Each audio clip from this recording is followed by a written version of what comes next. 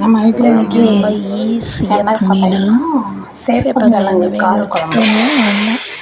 சேப்பங்கிழங்கு நல்லா புல் தண்ணி கரைச்சி காய வச்சு எண்ணெய் ஊற்றிட்டு போட்டிருக்கேன். வெந்தயம் கடுகு போட்டு தாளிச்சிருங்க.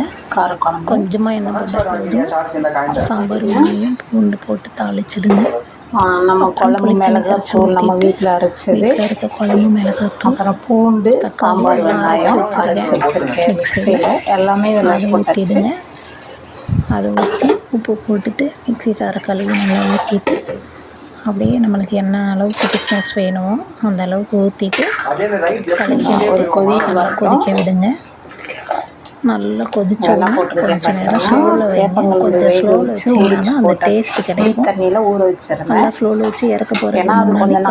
கொத்தமல்லி மேலே போட்டுட்டு 2 பச்சை மிளகாய் மேலே போட்டு மூடி வச்சுட்டு சேப்பங்கிழங்கை போட்டு ஃப்ரை பண்ணிட்டு லைட்டாக ஒரு கிண்டிட்டு அதுக்கப்புறம் சாம்பார் வெங்காயம் தக்காளி மிளகாத்தூள் எல்லாம் போட்டு மிக்ஸ் பண்ணி ஊற்றிடுங்க. செம்ம சூப்பராக இருக்கும் கார குழம்பு. நம்ம வீட்டில் அரைச்ச மிளகாத்தூள் குழம்பு மிளகாத்தூள் போட்டிருக்கேன்.